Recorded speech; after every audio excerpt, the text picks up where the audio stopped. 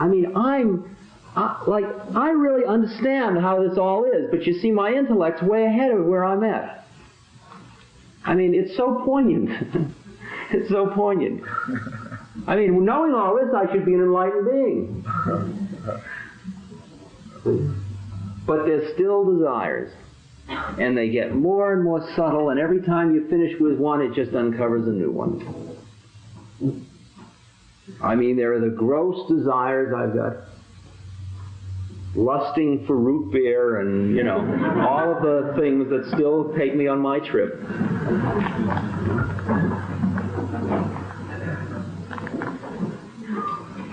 Can't rip them away. I just can't not desire root beer. What am I going to do?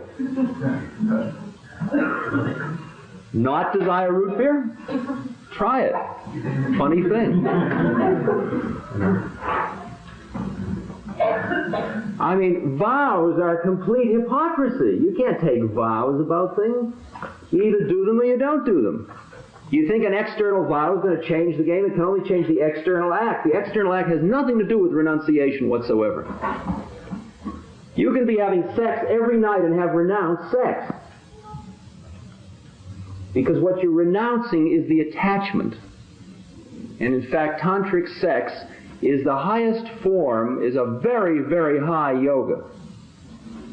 And it's the yoga of using the sexual energies to become one with God, to go into these higher states. And when you start on any of these trips, be it yoga, I mean Hatha yoga, or Bhakti yoga, or Gyan yoga, or Karma yoga, or psychedelic yoga, or tantric yoga, you'll always go into places where you'll get big shots of bliss. Oh, boy, is it good. Remember what my guru brother said. Some people get attached to digging the ecstasy bliss. So good, man. I mean, I just haven't, all my life I've been reaching for that kind of bliss. Sex gave me a little wallop of it. A great achievement would give me a little wallop. A little bit of a drop of this elixir, the stuff, the ambrosia that Padmasambhava's holding a big bowl of. Man, I really dig that bliss. Oh, boy, have I been starved for bliss. I mean, you know what bliss is? It's total contentment, total serenity. That's what I said about if we know who we are, we're not busy being in the drama. You can just know what you have known from tonight. Knowing this, if you know this, you're already well along the way, I'll tell you. And I'm telling you from another guy who's just along the way with you. But I got a feeling for how it all unfolds, although there's no time in it. See, I used to be busy. People said, well, if your guru knows everything, did you ask him when you'll be enlightened? Well, that's a funny question. Because when I'm with the guru, I don't have any questions. Because he's all in everything and there's nothing to ask, because it's all right. And the funny thing is, what good is it knowing? What do I care? What difference does it make? It's like if you say, where did it all begin? I mean, how did we get stuck in this dilemma in the first place? And Buddha always answers, it's none of your business. Just get on with it. When you get there, you'll know. It's not for your trivial little rational mind to figure out. You know, you're a child when you grow up. Time enough for you to smoke. You know, don't rush. Don't rush. Just be here now. See, once the seed is planted, then it becomes like what's called the witness inside of you. It's a place inside of you where you see your whole drama unfolding. You see how important you're making it all. How high, how deep, how significant, how profound. All the euphemisms you've got for making it important. Now, this doesn't mean you trivialize life. It doesn't mean you care any less for its divinity, or its sacredness, or its beauty, or its purity. You live it with grace and with exquisite compassion being aware of its illusion and yet fully in it. If you ever watched a beautiful Zen monk, a very old monk who is like really there, here, really here, there, wherever it is, you watch him, he's cooking food, he's lifting rocks, he's moving. You watch him walk and it's like nobody's walking. Do you ever watch one of those beings, they just walk and their legs are going and the whole thing's happening, but nothing's happening? You get a feeling nothing's happening. He's always a total rest, no matter what's happening. And that's what blows your mind when you get out of this, the kind of heads that we've got going, which don't allow us really to understand how this can be. You live out your karma. You live out your karma. The best I can tell you about karma is that if you are pure spirit, if you are not matter, but you are that eternal spirit, you are that eternal energy, you are going through a sequence, a series of illusions, if you will, that are training you to finish with illusion. And when you have finished going through all of the carnival sideshows, you begin to see that in fact the snake was only a rope. And these are a series of experiences designed. Your life, including your heredity, your environment, every experience you've had, every experience you're going to have, your death, the whole trip is one karmic package. And it is programmed, completely programmed, and you are going through it now. And if you understand what I just said, you then are in the position of the witness who watches your own karma happen, and that is your karma too. You got it? There's no level. There's no way out of karma. You got to understand. There's no way out. There's no way out. Except full enlightenment. When you're fully enlightened, you're done with your karma. Fully. Not for a second. Not for a second. Fully. Finished with the trip. Fully enlightened. Once one understands the possibility, once the seed has been planted, one starts to look for the ways to get on with the journey, since you suddenly realize, you don't suddenly, but it dawns slowly upon you, that that's the only journey there is. There's nothing else to be doing.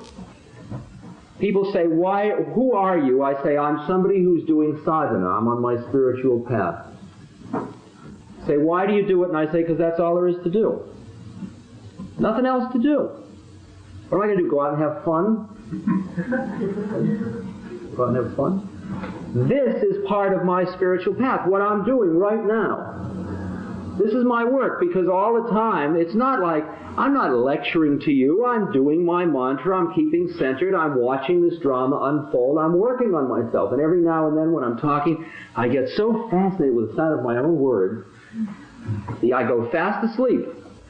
I get caught in the illusion, and I suck you in too. And here we all are, and there's a speaker, and there's listeners, and here we are in the drama. We all forgot we're just playing Hamlet. And then I feel this thing in my fingers, oh wow, God, look, I did it again. More root beer. I mean, you're addicting. You're addicting to me. You know. You're hooking me on my desire to try to share with you my experience. That's a trap. That's a desire. That's keeping me here, unfortunately. I mean, when my guru brother said, some people get hung up spreading the light, that's my trip. I mean, I can't not do this. This is my thing, because this is my karmic package. All I can do is watch it with absolute horror. Horror.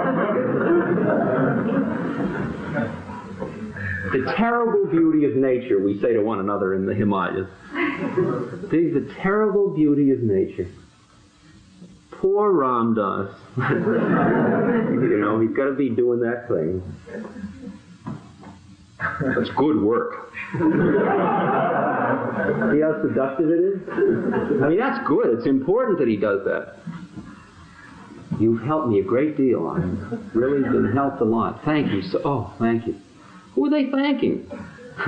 Who are you thanking? There's no me. Thank you. Great. Here we are. Should we play thank you? Thank you. Thank you, thank you. There's no thank you. It's just happening. I don't care. I don't really care. Who I am, it all happened already. Your whole karmic trip's already programmed. I'm just a part of it. There's no accidents. It's not an accident that you're here. It's not an accident that the guy that was sitting there that couldn't quite got up and left. It's not an accident. It's all programmed. It's all part of it. All part of it. No accidents. Can you imagine that? No accidents. Got to stand back pretty far to see that.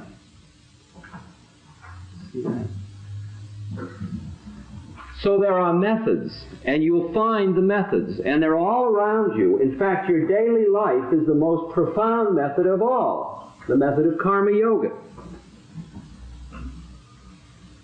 It's the method of waking up through everything that happens. You're drinking root beer and you say, wow, dig that.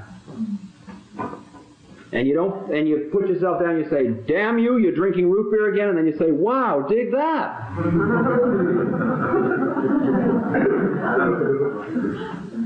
You dig the judge. Oh boy, have we got judges. Oh, here comes the judge. Boy, he's been around, and he's not just coming, he's coming and going. He's got a super ego, it's called.